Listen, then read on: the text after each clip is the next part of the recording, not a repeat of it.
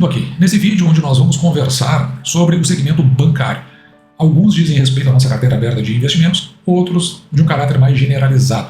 Vou conversar hoje aqui sobre os dividendos que foram anunciados pelo Banco do Estado do Rio Grande do Sul, os dividendos anunciados pelo Banco do Brasil que foram atualizados e eu vou discutir depois no final sobre o desafio dos bancos neste ano de 2025, o que pode empurrar essas ações dos bancos um pouquinho mais para baixo ainda, talvez gerando oportunidade, e sendo que esse desafio pode ainda se estender pelos próximos 10 anos. Então tudo isso aí nós vamos discutir neste vídeo. Hoje é dia 12 de março de 2025, agora são 15 para as 9 da manhã. Eu vou começar aqui com esse fato relevante do Banco do Estado do Rio Grande do Sul. Veja que ele foi publicado no dia de ontem, depois do fechamento do pregão. E em reunião da diretoria, que ocorreu ontem, no dia 11, foi deliberado o pagamento de juros sobre capital próprio, referente ao primeiro trimestre de 2025, valor total de 90 milhões. Isso significa que o Banrisul vai distribuir aqui, pelo menos pelas ações que são do canal, mas você pode ver que todas as ações, sejam elas ações ordinárias, preferenciais classe A ou, como é o caso do canal, preferenciais classe B, todas elas vão receber o mesmo provento. E quem vai ser beneficiado? Aqueles acionistas que estiverem inscritos nos registros da sociedade no dia 14 de março. Como hoje é dia 12, então ainda tem, hoje é quarta-feira, dia 12, tem ainda o dia de amanhã, dia 13, e o dia 14. Quando fechar o dia, você tem que ter as ações, para você fazer direito a receber esses proventos. Proventos até interessantes, né? O pagamento vai ocorrer ainda no mês de março, no dia 26. O valor líquido. Por que valor líquido? Porque como a gente está falando de juros sobre capital próprio, tem o desconto, né, de imposto retido na fonte na ordem de 15%.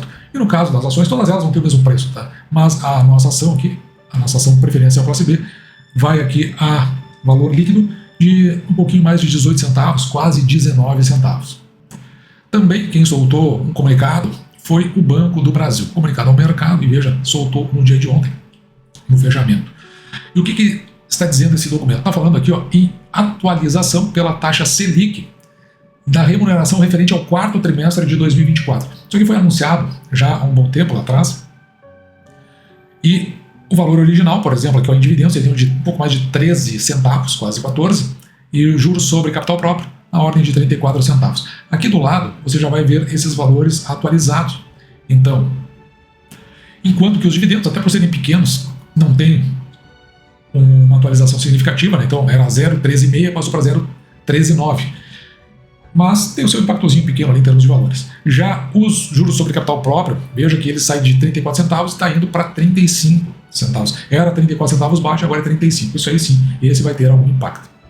E quando eu falo de impacto, eu quero me referir a impacto relevante. Mas, olha só, o que está acontecendo aqui onde nós estamos registrando os proventos que nós temos marcados por mês. No caso aqui, mês de março de 2025. E nós já recebemos aqui proventos, né, de Caixa Seguridade. E agora eu vou dar um pouquinho aqui para o lado só para você ver o que está acontecendo, porque eu registrei aqui também do Banco do Estado do Rio Grande do Sul, os juros sobre capital próprio, já descontado o imposto de renda, vai nos render para as ações que nós temos do Banrisul, R$ 1.800, um pouquinho mais de R$ 1.800. Temos ainda para isso vai acontecer esse pagamento no dia 26. No dia 21, veja que nós temos para receber aqui também de Banco do Brasil, R$ 826, e da ISA Energia, R$ 2.666. E os valores do dia 20 que nós temos para receber, eles foram atualizados, esses valores que eu estou colocando aqui, que vai nos dar aqui na ordem de R$ 2.844. Só que aqui, claro, tem um detalhe, né? A atualização, eu estou aqui descontando 15% de imposto de renda. Na verdade, só desse pedacinho da atualização, o que a gente chama de rendimento tributável, ele vai ter um desconto de 22,5%, então vai ser um pouquinho menos do que esses R$ 2.844. Eu estou preparando material para conversar sobre esse assunto e devo falar sobre isso no final de semana. No total, no mês de março, veja que nós temos aqui por receber, já recebemos 10 mil de BB Seguridade, no total vai fechar ali em R$ 18.700. Ou seja, provavelmente nós vamos ultrapassar mais de 40% da nossa meta de receita apenas tendo transcorrido os 3 primeiros meses do ano. E já que nós estamos falando em bancos, eu aproveitei para encerrar aqui esse vídeo colocando essa matéria que saiu na Bloomberg Linha. Ele é assinado por um monte de gente aqui, Cristiane Lucchesi, Giovana Belotti Azevedo, Rafael Almeida dos Santos. É uma reportagem do início da semana do dia 10. E veja o que ela diz aqui no seu título. Bancos brasileiros enfrentam aperto de capital com mudanças regulatórias. Isso já se vem discutindo desde o final do ano passado. Instituições como Itaú, Bradesco, Banco do Brasil e até Santander aqui, né, buscam se adequar a novas regras sobre créditos fiscais e empréstimos inadimplentes. Então é isso, né? Foram lançadas novas regras nesse sentido e claro, né, que provavelmente isso aqui vai gerar alguns impactos. Vejam, novas regulamentações estão apertando o capital dos bancos brasileiros, restringindo sua capacidade de crédito. Eu vou dar uma passada geral aqui, bem rápido, para ganhar tempo, e depois eu faço um resumo no final.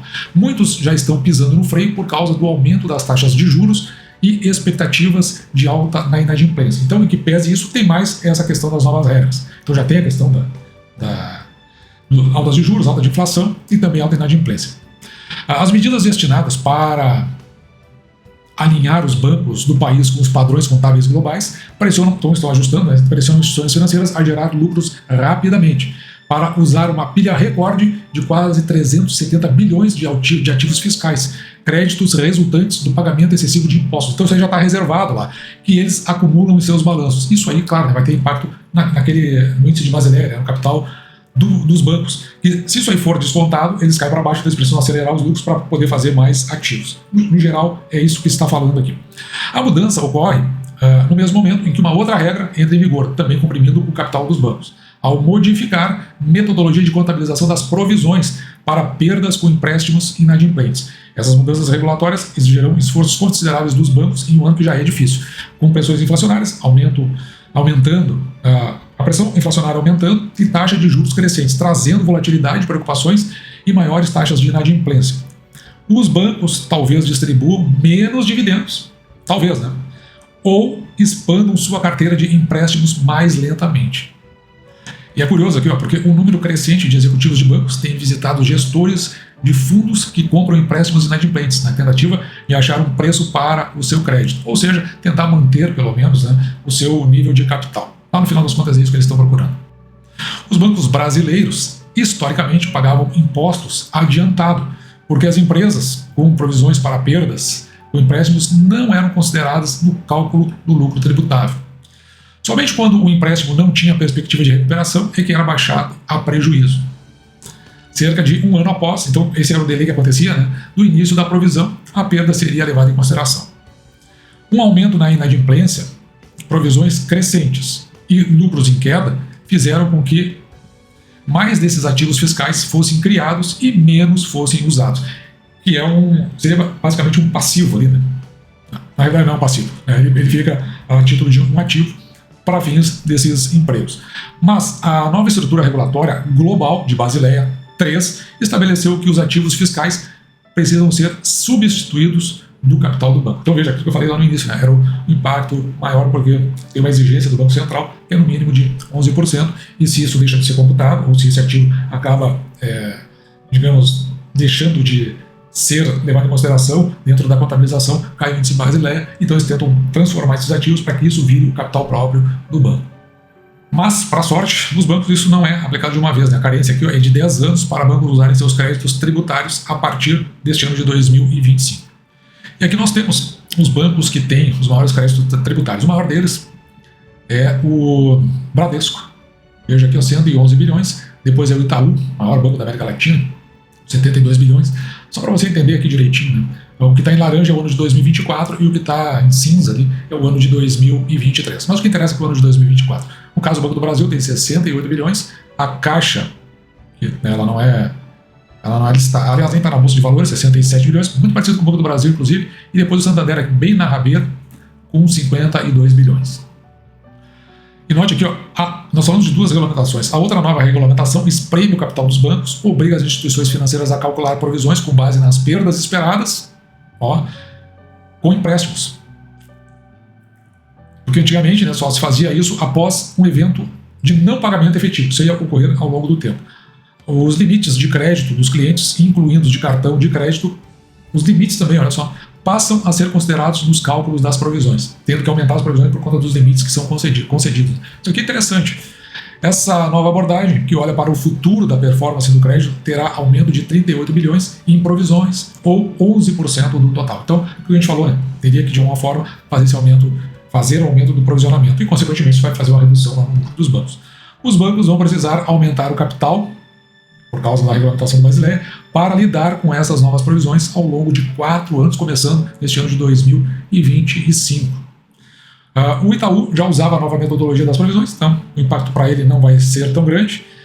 Bradesco e Santander terão um aumento de 10% nas provisões. O Banco do Brasil, que nós vamos agora, disse em teleconferência em fevereiro que o impacto será de 4%, pequeno também. Se um banco vender empréstimos para fundos de investimentos no mercado secundário, a preços altos o suficiente, ele poderá reverter perdas de provisões e aí sim gerar lucros. Aqui um aspecto interessante, ou seja, tem uma porta de saída. Os índices de capitalização são plenamente suficientes para suportar impactos dessa nova regulamentação, que podem ser mitigados por medidas como injeção de capital, maior retenção de lucros, aqui é ruim, e redução de exposições. Isso segundo a visão do Banco Central. Eu fiz um apanhado geral aqui desse estudo, né, sobre essa reportagem que saiu na Bloomberg Linha. Então, quais são os principais pontos? A gente viu agora, né, a restrição do crédito, aumento de provisões e a pressão sobre o capital.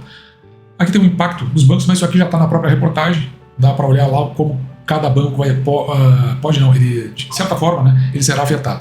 Quais são as ações dos bancos? As ações dos bancos brasileiros vêm sendo afetadas pelas novas regulamentações. Então, o Bradesco e o Banrisul registraram quedas nos preços de suas ações desde o anúncio das novas regras. Então, aqui, talvez a gente consiga enxergar como o surgimento de uma oportunidade, já que, além de ter um tempo interessante para algumas coisas, uma carência considerável, há bancos que já estão tomando medidas e outros que o impacto é pequeno. Então, talvez a gente não enxergue da mesma forma, né, com o mesmo... talvez a gente não olhe da forma como o mercado como um todo acaba vendo, né, que ele acaba se precipitando e tomando decisões mais apressadas e até precificando isso aí nas ações, mas precifica o seu sentimento, não o fato em si.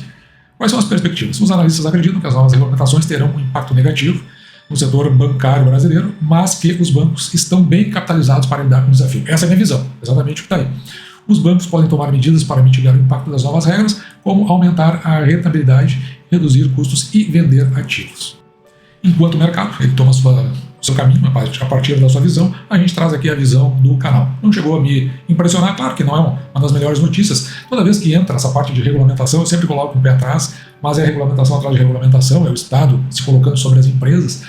Uma padronização global, não sei qual é a vantagem, porque o nosso sistema bancário ele é bastante consistente, bastante estruturado. De qualquer forma, parece mais uma medida burocrática com seus impactos aí. Alguns um pouquinho maior, dependendo do banco, e outros nem tanto. De qualquer forma, no Brasil a gente já está acostumado a carregar o sofrimento do peso do país nas nossas costas. De qualquer forma, a gente viu que tem alternativas, tem saídas, tem válvulas de escape, e parece que, pelo que indica, né, os bancos como todos estão tomando suas providências.